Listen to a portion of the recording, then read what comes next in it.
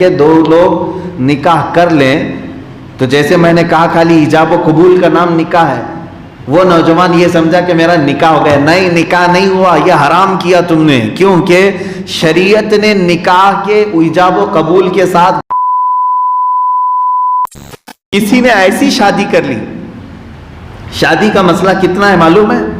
یہ پڑھانا اڑانا، یہ سب جتنا کلمے پڑھاتے ہیں، درود پڑھاتے ہیں، یہ سب چیزیں فرض واجب نہیں ہیں، یہ تو مستحبات میں سے. پڑھا لیا تو ثواب ہے، نہیں پڑھایا تو نکاح پر کچھ فرق نہیں آئے گا. لیکن نکاح کی اصل چیز کیا ہے؟ ایجاب و قبول. بس دو لفظ میں پورا نکاح ہو جاتا ہے. لڑکی نے کہا مجھے منظور ہے، لڑکے نے کہا مجھے قبول ہے، نکاح ہو گیا. پورا کلمہ پڑھنا، فاتحہ پڑھنا یہ مستحبات میں سے. میں یہ بھی نہیں کہہ رہا کہ آج سے یہ مت کرو، کرو، ہم تو سنی ہے میرے عزیزو. لیکن نکاح کی جو اصل چیز ہے وہ کیا ہے؟ ایجاب و قبول. اب میری اتنی بات سن کر کے کوئی بھی نوجوان یہ سوچ لیا حضرت نے بتایا خالی ایجاب و قبول کا مسئلہ ہے، چلو کسی لڑکی کو لے جاتے ہیں تنہائی میں، کہتے ہیں تو بول، تو منظور ہے، میں بھی بولتا ہوں مجھے قبول ہے، ہو گیا نکاح. ہم ایک شادی کے بندھن میں آ گئے. میرے عزیزو، اس طرح تنہائی میں بیٹھ کر کے دو لوگ نکاح کر لیں تو جیسے میں نے کہا خالی ایجاب و قبول کا نام نکاح ہے، وہ نوجوان یہ سمجھا کہ میرا نکاح ہو گیا. نہیں، نکاح نہیں ہوا، یہ حرام کیا تم نے، کیونکہ شریعت نے نکاح کے ایجاب و قبول کے ساتھ گواہوں کو بھی شرط میں رکھا ہے. تمہیں بتانا پڑے گا سب کو کہ نکاح کر رہے ہو. کلمہ نہیں پڑھے الگ بات ہے، فاتحہ نہیں پڑھے الگ بات ہے، لیکن لوگوں کو تو معلوم کرانا ہوگا ورنہ زنا ہو جائے گا. آپ اندازہ کریں کہ گواہ کی کتنی اہمیت ہے. گواہ کی کتنی، ہماری زندگیاں شروع ہوتی ہیں گواہیوں سے، ہماری شادی ہوتی ہے گواہی سے. اب کیسا گواہ رکھنا چاہیے؟ اب یہاں میں بولوں گا تو بہت ساری چیزیں اس میں سے یعنی ماحول کے اعتبار سے میچ نہیں ہو پاتی ہیں. گواہ کو باشرہ ہونا چاہیے، وہ ایسا ہو کہ اللہ کا خوف رکھتا ہو. لیکن ایسا ڈھونڈنے جائیں گے تو نکاح مشکل ہو جائے گا، اس لیے کہ پورے شہر میں ایک دو ملیں گے اور انہی کو سب شادیوں میں گھمانا پڑے گا. تو ظاہر سی بات تو دونوں کی طرف سے کسی کو بھی گواہ بنا دیتے ہیں، ادھر کا ماموں ادھر کا چاچا، کوئی بھی ایک گواہ ہو جاتا ہے. لیکن جو گواہ کی کوالٹی ہے، مثال کے طور پر آپ دیکھیں چاند کی گواہی بھی لینے کے لیے کہا گیا. یہ دیکھو فاسق و فاجر تو نہیں ہے. فاسق و فاجر کا مطلب ہوتا ہے علل اعلان حرام کام کرنے والا، ایسے کی گواہی قبول نہیں. جماعت سے نماز کو ترک کرتا ہے جان بوجھ کر کے تو کہا گیا اس کی گواہی قبول مت کرو، مردود الشہادہ ہے.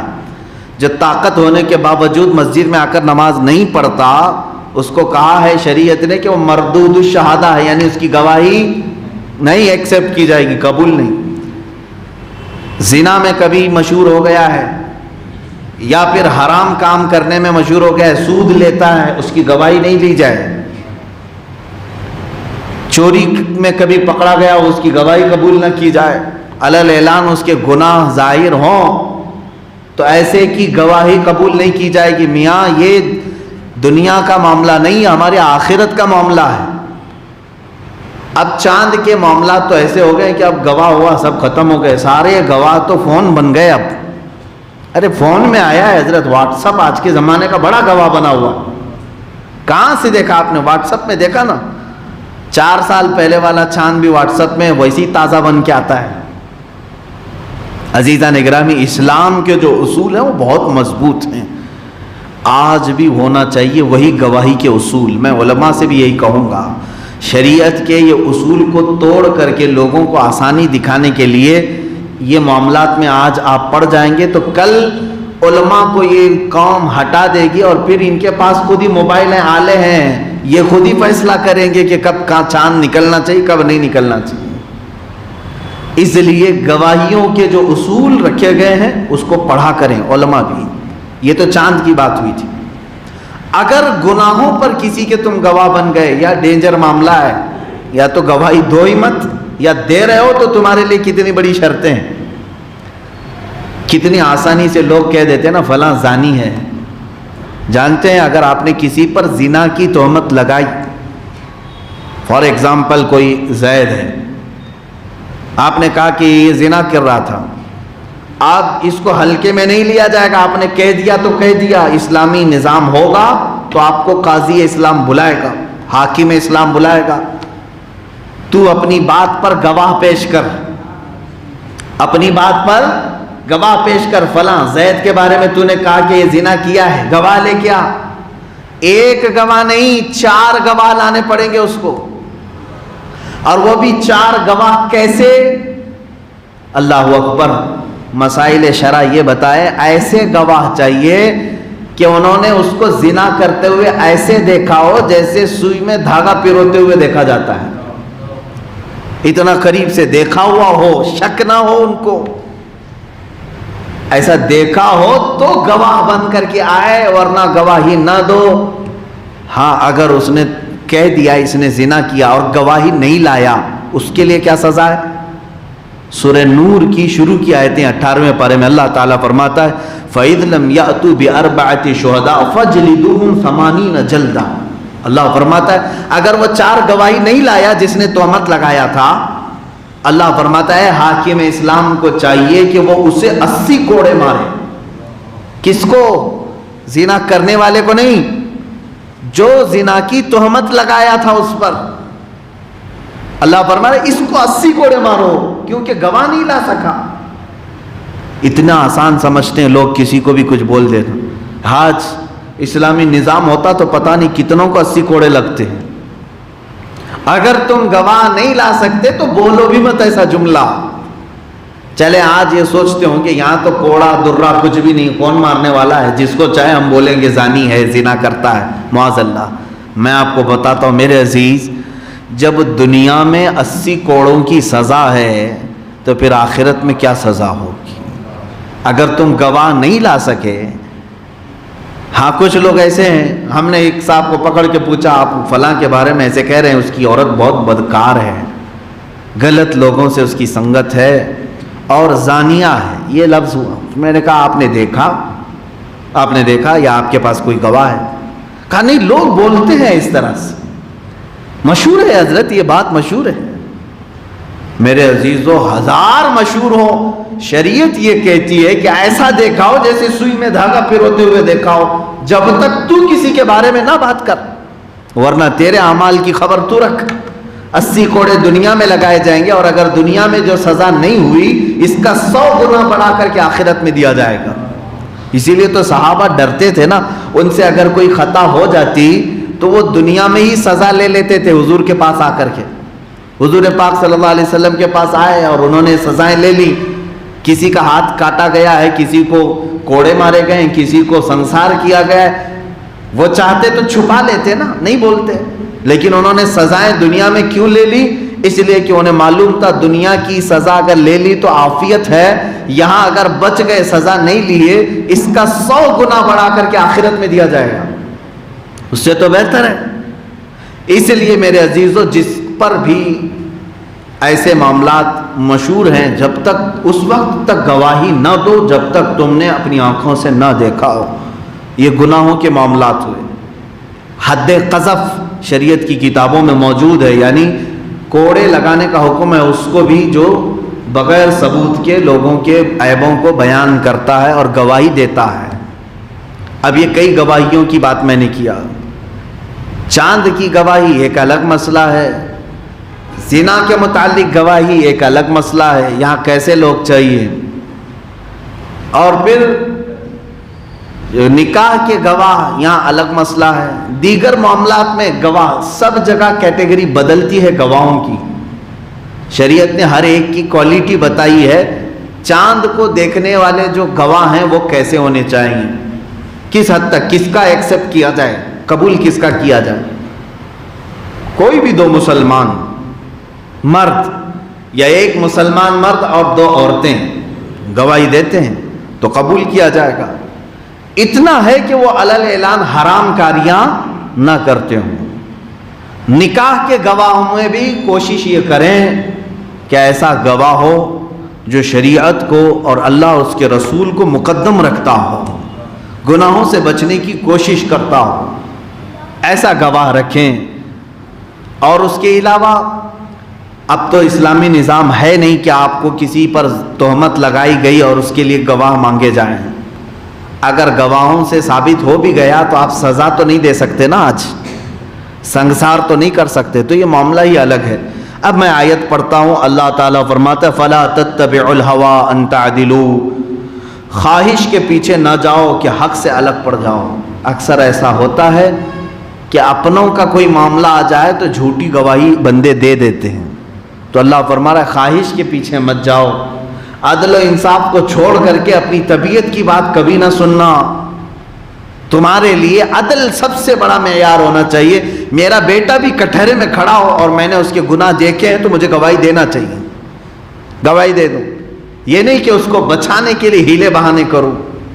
اگر میرے باپ سے غلطیاں کوتاہیاں ہوئی ہوں، میرے بھائی سے ہوئی ہوں اور مجھے گواہ کے لیے لایا گیا تو مجھے سچی گواہی دینی چاہیے، تبھی یہ ایمان کا تقاضا ہے۔ ایمان والوں کو اللہ یہی فرما رہا ہے۔ اور اگر تم ہیلے بہانے کرتے ہو اور اپنوں کے لیے گواہی چھپا دیتے ہو، دوسروں کے لیے بھرپور گواہیاں دیتے ہو، تو یہ مومن کی شان نہیں ہے، مومن کی شان نہیں۔ اللہ فرماتا ہے وَإِن تَلْوُوا أَوْ تُعْرِضُوا، اور اگر تم ہیر پھیر کرو گے گواہی میں یا منہ پھیرو گے، فَإِنَّ اللَّهَ كَانَ بِمَا تَعْمَلُونَ خَبِيرًا، تو اللہ کو تمہارے سارے کاموں کی خوب خبر ہے۔ اللہ رب العزت تو جان رہا ہے تم نے گواہی میں کیا ہیر پھیر کی، کیا ملایا کیا نہیں ملایا۔ اس لیے یاد رکھیں میرے عزیزو، پہلی چیز تو یہ ہے کہ جب کوئی گناہ دیکھو، غلط دیکھو، اور اگر تمہیں گواہی دینے کی بات آ جائے تو تمہیں گواہی دینی پڑے گی، تاکہ ہاں اب ایک مسئلہ یہاں پر آئے۔ جیسے بعض لوگ غیبت کو اور گواہی کو فرق نہیں کر پاتے۔ غیبت ایک الگ چیز ہے، بیک بائٹنگ جس کو کہتے ہیں، کسی کے پیٹھ پیچھے برائی کرنا، اور ایک ہے گواہی دینا۔ ایک ہے مسجد میں تمہارا مقتدا ہے، مقتدی نہیں، مقتدا امام ہے، تم نے حرام کام اس سے ہوتے ہوئے دیکھا اور تم نے لوگوں کو بیان کر دیا، تو کچھ لوگ ایموشنل کرتے ہیں اور کہتے ہیں کہ یہ جو ہے غیبت کر رہا ہے۔ غیبت نہیں، بلکہ وہ اس کے گناہوں پر گواہی دے رہا ہے تاکہ دوسرے اس فتنے میں مبتلا ہونے سے بچ جائیں۔ تو اگر اس طرح کی گواہی دیا تو اس کو غیبت نہیں کہا جائے گا، بلکہ اس کو گواہی دینا کہا جائے۔ لیکن اس کو لے کر کے بھی ہر ایک کے پیٹھ پیچھے برائی بھی نہیں کرنی چاہیے۔ یہ کہاں گواہی دے؟ جہاں لوگوں کو نفع دے سکے، جہاں ضرورت ہو۔ مثال کے طور پر میں اس سے پہلے بھی کہتا آیا ہوں، میرے متعلق اگر آپ کو کوئی غلط چیز نظر آ گئی، کچھ غلط چیز نظر آئی، سب سے پہلے ہونا یہ چاہیے کہ آپ کو اطلاع ہوئی تو مجھے آ کر کے بتائیں، اس لیے کہ اس کا تعلق مجھ سے ہے نہ کہ عوام سے ہے۔ آپ کے اندر اخلاص ہے اور آپ مخلص ہیں تو سب سے پہلے آ کر کے مجھے بتائیں گے کہ آپ سے ایسی ایسی چیز ہو گئی، صحیح کر لو۔ دوسری بار آ کر کے پھر آپ بتائیں گے آپ سے ایسی ایسی غلطی ہوئی، صحیح کر لو۔ پھر اگر مجھ سے وہ غلطی صحیح نہیں ہوئی تو پورے مجمع میں آپ اعلان کریں گے کہ اس کی ایک ایسی غلطی ہے جس کی وجہ سے تمہاری نمازیں نہیں ہو سکتی، لہٰذا اے لوگوں دور ہو جاؤ، تم نے اپنی ذمہ داری پوری کی۔ لیکن یہاں الٹا ہوتا ہے، امام کو تو پتہ ہی نہیں رہتا، پورے مجمع میں معلوم رہتا ہے، مارکیٹ میں پورا گھوم رہی ہے بات، دکان دکان جا کر کے بتا رہے ارے ان کا تو ایسا معاملہ ہے، ان کا تو ایسا معاملہ ہے۔ تو جو تمہارے پاس آ کر کے ان تمام چیزوں کو بتاتا ہے اس سے صرف ایک ہی سوال کریں، ٹھیک ہے میاں اگر وہ غلط ہے تو مسلمان ہے، اس کی اصلاح کرنی چاہیے، یہاں بیٹھ کر بات کرنے سے بہتر ہے چلو اسی کے پاس جا کر اس کو صحیح کر دیتے ہیں، اس کو بتا دیتے ہیں اور وہ صحیح کر لیتے ہیں۔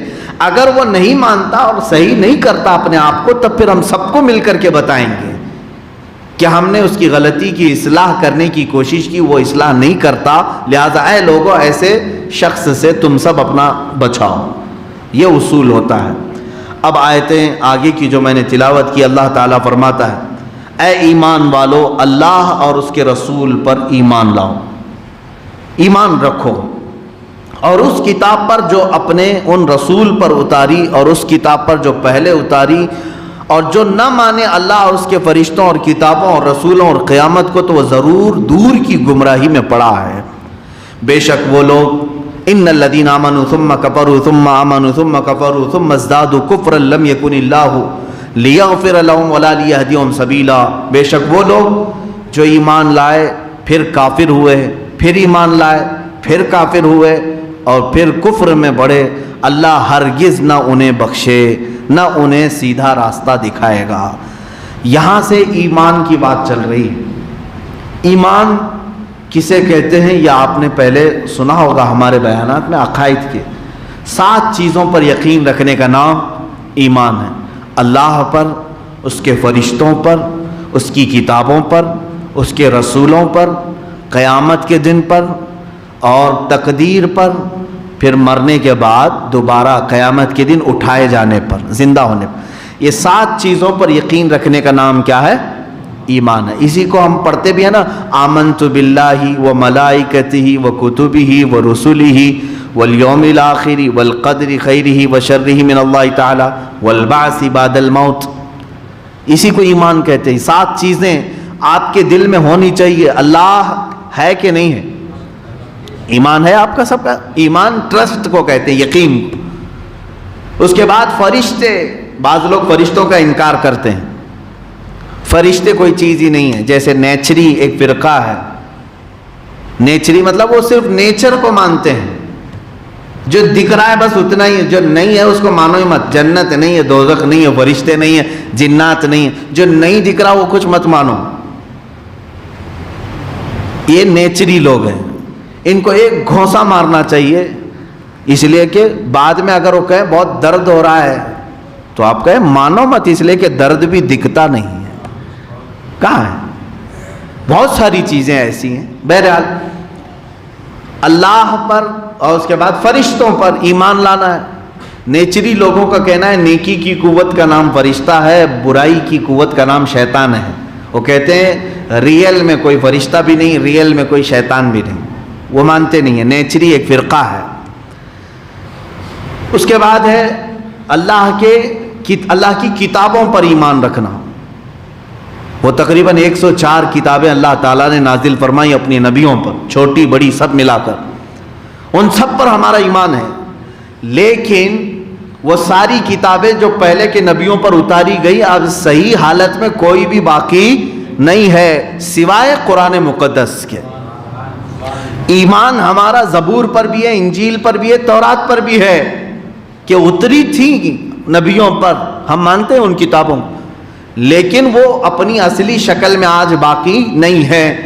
آج تک اگر محفوظ کوئی کتاب ہے تو وہ کتاب اللہ قرآن مقدس ہے، یہ اللہ کی کتاب، اس پر ایمان ہو۔ رسولوں پر یہ بڑی ڈیٹیل میں جائے گی بحث۔ اللہ کے رسول 1,24,000 یا کم و بیش جتنے بھی دنیا میں آئے نبی اور رسول، سب پر ہمارا یقین ہونا چاہیے۔ کس بات کا یقین؟ یہ رسول اللہ تعالیٰ کی طرف سے بھیجے ہوئے انسانوں میں سے ہی انسانوں کی ہدایت کے لیے، ان سے کوئی غلطی کوتاہی یا گناہ نہیں ہوتا، وہ معصوم ہوتے ہیں، یہ ہمارا عقیدہ ہے۔ پھر قیامت کے دن پر بھی آپ کو ایمان رکھنا ہوگا۔ اگر کوئی یہ کہتا ہے ارے جو کچھ کرنا یہیں کھاؤ سب عیش کرو کچھ نہیں ہونے والا ہے، تو وہ کافر ہو جائے گا۔ قیامت کا ایک دن آنے والا ہے جب سارے انسانوں کو اللہ تعالیٰ جمع فرمائے گا اور حساب ہوگا سب کا، جس کی نیکیاں بھاری ہوں اسے جنت ہے، جس کی بدیاں بھاری ہوں اسے دوزخ ہے۔ یہ عقیدہ ہے ہمارا، بات صحیح ہے۔ مجھے یہاں پر قیامت کے متعلق بات آئی ہے تو میں ایک کہتا ہوں، اس کے بعد تقدیر کی بات آتی ہے، میں بھی قیامت پر آتا ہوں۔ تقدیر ایک چیز ہے، تقدیر اس مسئلے میں زیادہ نہ پڑھیں تو اچھا ہے۔ تقدیر کیا ہے؟ ہماری زندگی میں جو کچھ بھی ہو رہا ہے وہ سب اللہ کی مرضی سے ہے، سب لکھا جا چکا ہے، جو کچھ بھی ہو رہا ہے وہ سب لکھا جا چکا ہے۔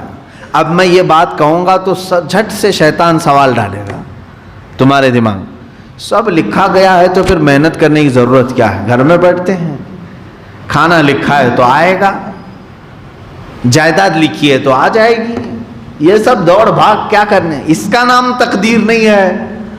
ایک بزرگ کے پاس ان کے مرید آئے اور کہا کہ حضرت تقدیر حق ہے؟ کہا ہاں حق ہے.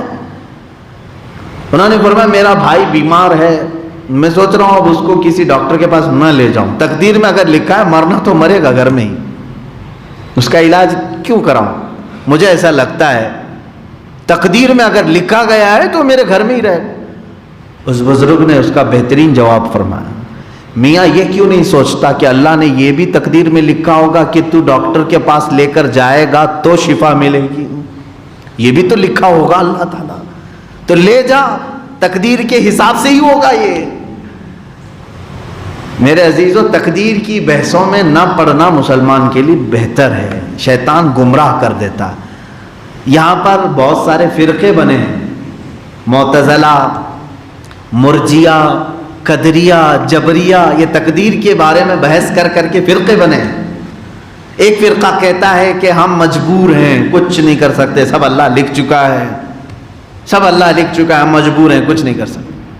اور ایک فرقہ کہتا ہے کہ نہیں, ہم ہی مالک و مختار ہیں, اللہ کچھ نہیں کرتا, ہم جو کرتے ہیں وہی اللہ مانتا ہے. دونوں بھی گمراہ ہیں. اہل سنت و جماعت کا کیا عقیدہ ہے؟ ہم نہ مجبور ہیں اور نہ ہم اپنے افعال کے خالق ہیں, یعنی ہم خود ہی خالق ہیں اللہ کے چاہے بغیر, ایسا نہیں. دیکھو درمیانی راستہ یہ ہے تقدیر کے متعلق. ہم جو کچھ بھی کرنے والے تھے دنیا میں, اللہ نے اپنے علم سے وہ پہلے ہی لکھ دیا ہے. ہم جو کرنے والے تھے وہ اللہ نے پہلے سے لکھ دیا ہے اور وہ اپنے علم سے لکھا ہے. اب یہاں ہم جو کر رہے ہیں دنیا میں, وہ تقدیر میں جو لکھا ہے اس کی مجبوری میں نہیں کر رہے. بعض لوگ کہتے ہیں نا, گناہ ہو جانے کے بعد ارے میاں کیا کروں, پہلے سے تقدیر میں تھا, ہو گیا, اور نیکی ہو جائے تو بڑی محنت سے میں نے نیکی کی ہے. ایسا نہیں ہے. تم جو کچھ بھی کرنے والے تھے اللہ نے لکھ دیا. اللہ کے لکھنے سے تم کرنے پر مجبور نہیں ہوئے. پھر اگر میں ڈیپ میں جاؤں تو اور ذہن میں وسوسے آئیں گے, اس لیے اس باب کو یہیں بند کرو. جب میرے آقا صلی اللہ علیہ وسلم نے صحابہ کو منع کر دیا کہ تقدیر کے بارے میں زیادہ بحث نہ کرو, تو ہم کس کھیت کی مولی ہیں؟ وہ صحابہ کو حضور نے منع فرمایا. آخری چیز ہے ایمان کا حصہ, مرنے کے بعد دوبارہ زندہ ہونے پر یقین رکھیں. مرنے کے بعد دوبارہ زندہ, آج مرے کل اٹھیں گے, یہ نہیں. جیسے ہندوؤں کا عقیدہ پرن جنم کا, 7 جنم ہوں گے میاں, اچھے کرم کرو گے تو اگلے جنم میں پھیلاؤ پیدا ہوگے, برے کرو گے تو کتا بلی پیدا ہوگے. یہ چیزیں ہیں ان کے عقائد میں ہیں. یہ پرن جنم نہیں ہے. میں جو بات کر رہا ہوں مرنے کے بعد دوبارہ زندہ ہونے والی بات ہمارے دین میں بھی ہے, لیکن کب؟ دنیا میں نہیں, آخرت میں قیامت کے دن دوبارہ اٹھائے جائیں گے. ایک ہی بار اٹھائے جائیں گے.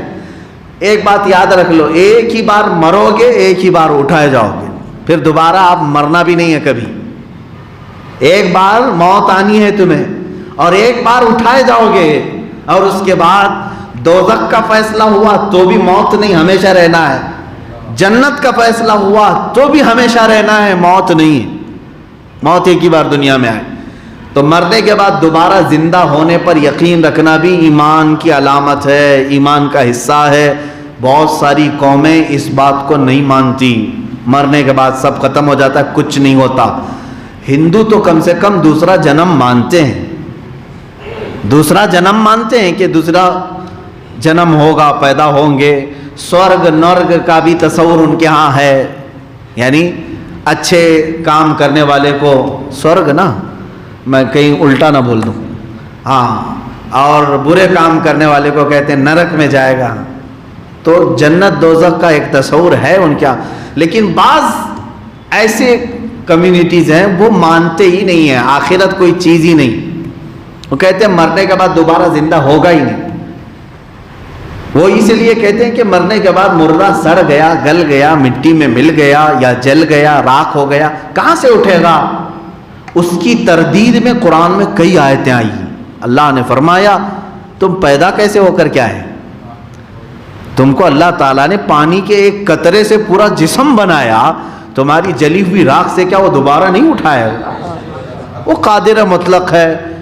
ایک بوند قطرے سے جب پورا ڈھانچہ تیار کر سکتا ہے وہ مولا، تو ایک زندہ انسان جو مر گیا اسے دوبارہ اٹھانا اس کے لیے عجب بات نہیں ہے. دوبارہ زندہ ہوں گے تم. تو اب یہ ایمان کے 7 حصوں کی جس نے بھی ایک بھی انکار کیا وہ اسلام سے خارج ہو گیا. پھر سے میں گناؤں: اللہ پر یقین رکھنا، اس کے فرشتوں پر یقین رکھنا، اس کی کتابوں پر، اس کے رسولوں پر، قیامت کے دن پر، تقدیر پر، مرنے کے بعد دوبارہ زندہ ہونے پر. میرے عزیزو، اگر مسلمانوں کو یہ 7 چیزیں یاد نہیں ہیں تو میں کہتا ہوں یاد کر لو.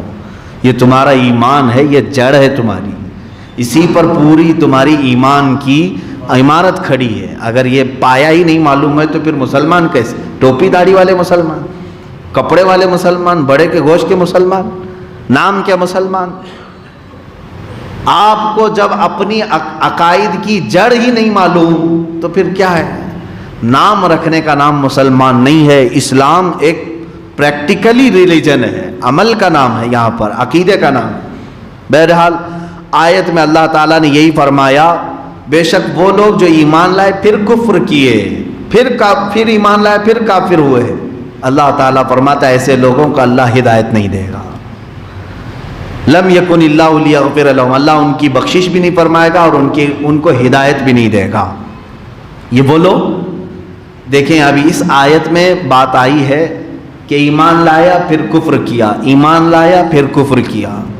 یہ کیسے پتہ چلے گا؟ اسی لیے ہم بتاتے رہتے ہیں اے میرے عزیز، سب سے زیادہ قیمتی چیز تمہارے پاس اگر کوئی ہے تو وہ ایمانی دولت ہے. یہ ضائع ہوتی ہے تو صرف تمہاری زبان کے جملوں سے بھی ضائع ہو سکتی. اللہ 1000 بار نہ کرے، 1000 بار نہ کرے کسی آپ کے ساتھ، ایک جملہ اگر آپ نے کہہ دیا، ایک جملہ اگر آپ نے کہہ دیا، قرآن میں جھوٹ آیا ہے، معاذ اللہ، پورا ایمان چلا گیا. جتنی نمازیں پڑھے تھے سب گئی، حج کیا تھا تو وہ ختم، عمرے کیا تھا تو وہ گئی، زکوٰۃ دیا تھا تو وہ گئی، کوئی نیکی باقی نہیں رہی. کفر نے تمہارے ایک جملے نے سب ختم کر دیا، سارے اعمال ختم ہو گئے، تمہیں پتہ بھی نہیں چلا. ایک زبان کا ایک جملہ، کفریہ جملے بہت سارے لوگ بک جاتے ہیں، انہیں پتہ بھی نہیں ہوتا ہے، اور پھر کسی نے یاد دلایا، توبہ کر لیا، استغفر اللہ، پھر ایمان لائے، پھر ایسی بے احتیاطی کیا، پھر کافر ہوا. اللہ تعالیٰ نے 2 مرتبہ فرمایا بے شک وہ لوگ جو ایمان لائے، ثم کفروا، پھر کافر ہوئے، ثم آمنوا، پھر ایمان لائے، ثم کفروا، پھر کافر ہوئے. 2 بار ایسا کیا. تیسری بار کفر میں وہ بڑھتے چلے گئے تو اب رب تعالیٰ فرماتا ہے اللہ ان کو ہدایت کی طرف نہیں بلائے گا، ہدایت کی طرف انہیں نہیں بلائے گا. اس آیت کی اور تفصیل ہے، میں پھر انشاءاللہ کل عرض کروں گا، لیکن ایک بات یاد رکھنا، چلتے پھرتے لوگ کفریہ جملے بول جاتے ہیں. میرے آقا صلی اللہ تعالیٰ علیہ وسلم کی حدیث بھی ہے، فرماتے ہیں میری امت پر ایک زمانہ ایسا آئے گا کہ رات کو مومن سوئے گا، صبح کافر اٹھے گا، صبح مومن ہوگا، شام تک کافر ہو جائے گا. کیسے؟ پوجا پاٹ کر کے نہیں. یہ جملے، یہ زبان جو تمہاری ہے یہ تم سے کفر کروا دیتی ہے. آج فلمی گانوں میں ہی اتنے کفریات بھرے ہوئے ہیں کہ تم اگر وہ گانے گنگناؤ گے تو کافر ہو جاؤ گے. سارے گانوں کی بات نہیں کر رہا ہوں، کچھ گانے ایسے ہیں جس میں کفریہ کلمات ہیں، کفریہ کلمات ہیں، یعنی اپنے محبوب کو خدا بنا کر کے پیش کر دینا کہ تمہارے سامنے میں سجدہ کروں گا، اس طرح کے کچھ الفاظ ہیں. پوری کتاب ہے، حضرت مفتی نظام الدین صاحب قبلہ کی پوری کتاب ہے فلمی گانوں میں موجود کفریات کے متعلق، اور اس کو ہمارا نوجوان آج سنتا بھی ہے، کہتا بھی ہے، اسے معلوم ہی نہیں. ایک ایگزامپل، خدا بھی جب دیکھتا ہوگا، اس طرح کا کوئی جملہ یاد نہیں ہے مجھے، سوچتا ہوگا کہ تجھے کس نے بنایا ہوگا، ایسے کچھ جملے ہیں گانوں کے. معاذ اللہ رب العالمین، جس نے یہ کہا اس نے کفر کیا. اللہ کی تخلیق کے علاوہ کوئی اور خالق ہو سکتا ہے؟ یہ تمام جملے، اور قدرت نے بنایا ہوگا،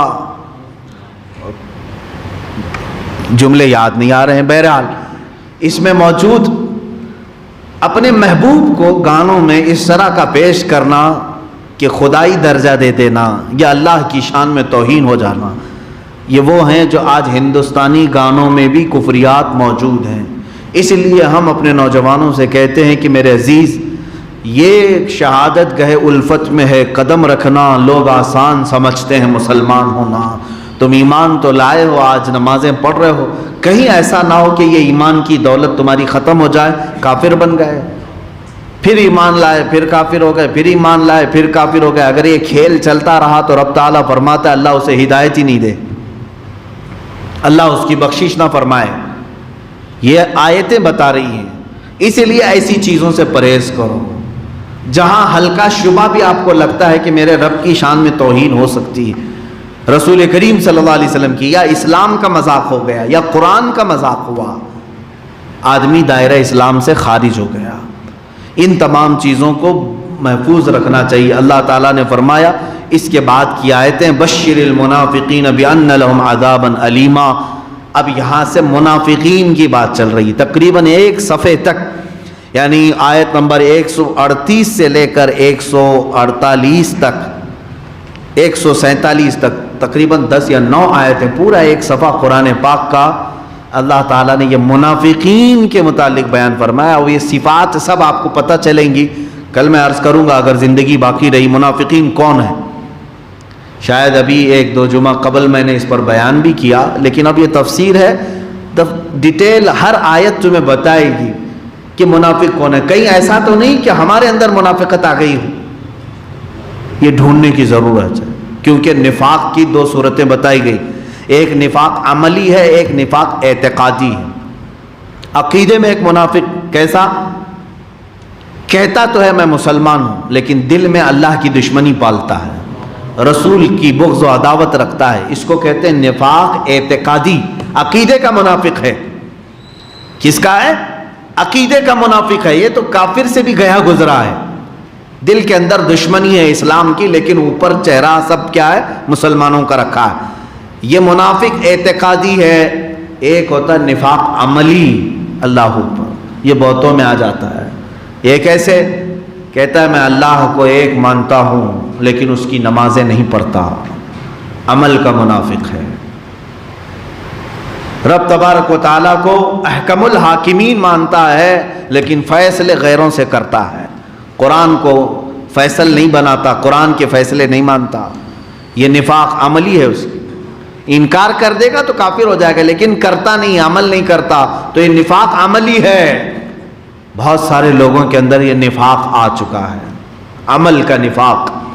میرے عزیزو، اب بھی اگر ہم سے ایسے گناہ ہوئے ہیں تو جلدی سے توبہ کرنا چاہیے. نفاق عملی کی توبہ قبول ہے، اللہ معاف کرے گا.